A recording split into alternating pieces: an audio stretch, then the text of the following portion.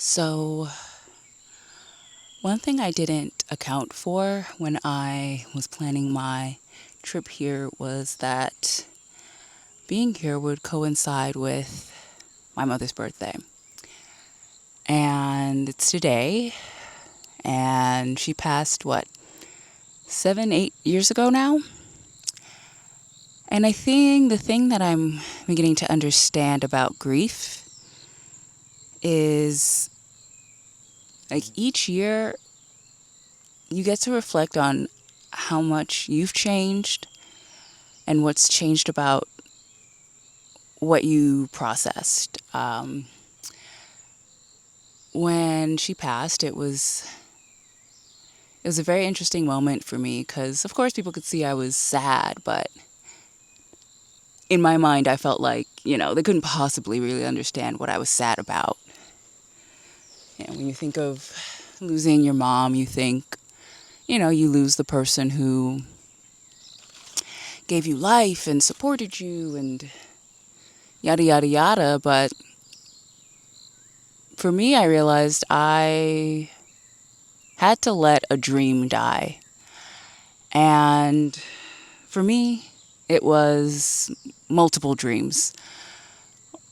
Mainly that, she would be the mother I'd always wanted. She would have been the loving and caring figure in my life that I had wanted her to be. But ultimately, she wasn't. And for her sake, you know, it was the death of the dream of her mental health getting better, of her not being in what was a deeply abusive relationship with my father. And yeah, in 2017, it was really the beginning of me realizing that I needed to live for myself. One of the things I think I learned, especially growing up Nigerian, growing up Pentecostal, was the sort of duty of service that I was indoctrinated into, be it for your family, for Jesus. And the way I think that it showed up for me at that point in my life was honestly in my activism work. Um, I think at the time I felt that it was easier to try to fix the world than to fix the dynamics in my own family system. And that's what I did after I moved out. I got really, engaged in that work and was working for a while until it wasn't. And that moment in 2017 was really the moment for me to realize what I had inherited. And, I may have left Christianity and left that world, but in many ways I had recreated some parts of that in my own life. I was overworking myself. I didn't know how to properly take care of myself or how to build those systems for myself, but I knew how to work. I knew how to distract myself. I knew how to distract myself. And so that's what I kept doing. So, yeah, I think since then, asking myself, what is it that I wanted? Like, I really wanted. And slowly but surely was committed to giving myself that. Be it learning Spanish, learning French, traveling the world, working less.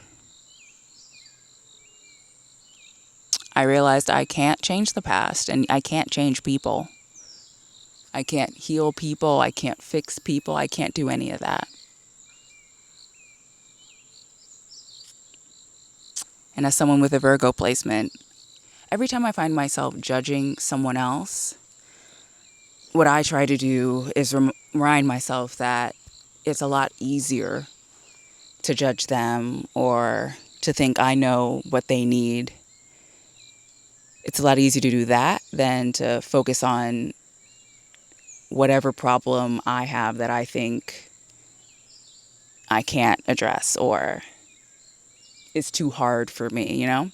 Everyone's problems are always easier than your own, I find. It's always easier to have the answers for someone else, I think, than to really listen to the brutal truth of whatever it is you're avoiding, at least in my case.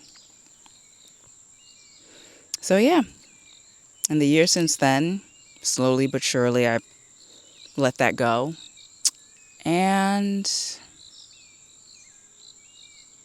I've learned to mother myself in the ways I pour into myself, but also in the ways that I discipline myself. Like not shaming myself into change. I think that's something that is really hard, especially growing up Nigerian. I think we can be very hard on ourselves to be doing more. But at some point, I just realized that it's actually not about what I can do more. It's how I learn to stop, how I learn to just be and not need to fill the silence with talking or TikTok or doing.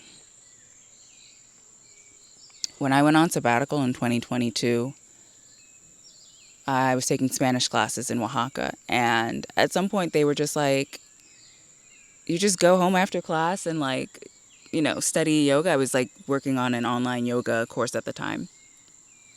They were like, no, disfruta, enjoy. And even since, leaving 9 to 5 work, I do find myself, it's like actually even harder to take time off in some ways, because it's like if I take time off, it's, there's no paid time off. The work still needs to get done. The checks still need to come in. And so, trying to be really intentional about that, and also writing the seasonality of this work, like when things are lower, being more okay with and accepting that maybe it just means, it's time to chill.